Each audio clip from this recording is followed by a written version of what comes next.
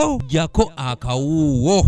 Tugenda kuyita bannamawulire tubakwase video tulage nti bino bye bizimbe ebitulemesa mu kibuga ebiremesa ekibuga kyaffe. Omubaka wa President atula mu kibuga Kampala Hudu Hussein aleese obukwakulizo musanvu eri abantu abakolera mu kibuga Kampala ng'anaalemu okubutuukiriza wakufuumuulibwa mu kibuga oba okuwenga ssinga bino byonna bikoleddwa okusobola okusitula omutindo gw'ekibuga Kampala. Mu lukuŋŋaana lw'abannamawulire ku Media Center mu Kampala, Hudu Hussein agambye nti buli mugagga alina ekizimbe mu kibuga alina okukissaako amataala n'okukiddaabiriza kituukane n'omutindo era kirambibweko amannya ssaako okukiwa ennamba ng'anaalemererwa okutuukiriza bino wakugobwa mu kibuga Kampala. Balina okukwatagana okulaba nti enguudo zonna mu Kampala streets zonna ziri lit era ne ED wa KCCA alina okulaba nti bannannyini bizimbe bino bonna babiteekako amataala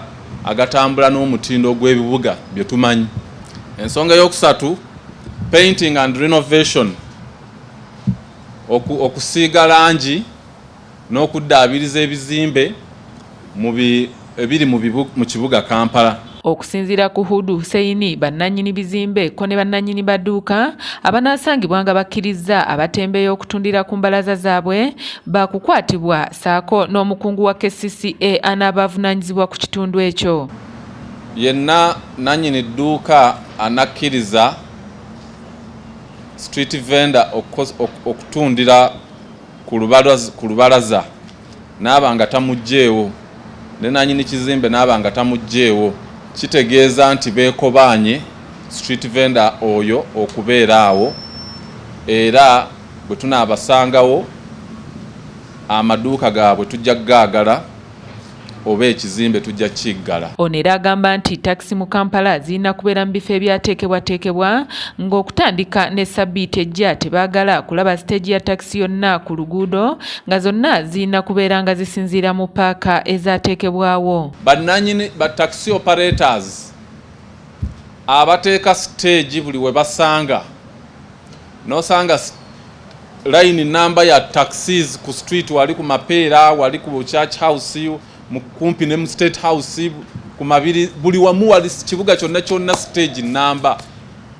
Illegal stages okutandika ne wiiki ejja tetuzaagala mu Kampala. Ono era asinzidde mu lukuŋŋaana luno n'asaba abakulembeze b'abagoba ba bodaboda okuwandiisa bannaabwe bonna mu bbanga lino lye basigazza eri emyezi 5 kw'egy'omukaaga egyabaweebwa. Ku luno ekiri okukolebwa ku nsonga ey'okuregisteringa ba bodaboda kwe kubeera nti ba key stakeholders bonna baleeteddwa on board.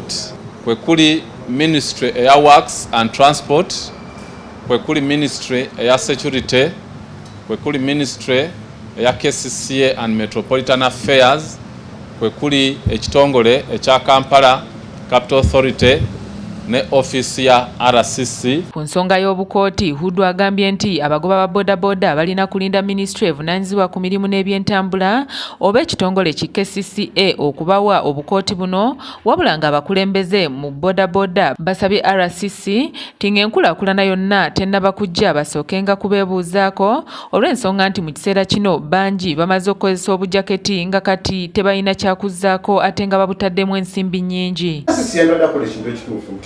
Naite ebibiina ebifuga ba bodaboda byonna n'abiyita n'atula nabyo mabega lulinga abaana tebanatangana kukola reflectors zino kuba tetulaba reflectors zino zikoleddwa ate bibiina bya bodaboda kati ate ovaayo n'ogamba nti ebyo tetubimanyi ng'ate ebintu bya bodaboda mweke nyininyini mwabikkiriza bibeere nga byofaleetinga then wabeerawo ekintu ekikyamu nolwekyo za RCC yeetereze. Stephen Tumusime yakusakidde eggulire lino okulwa ABS Television. Kubanga buli area buli division egenda kubeera na kala ndala.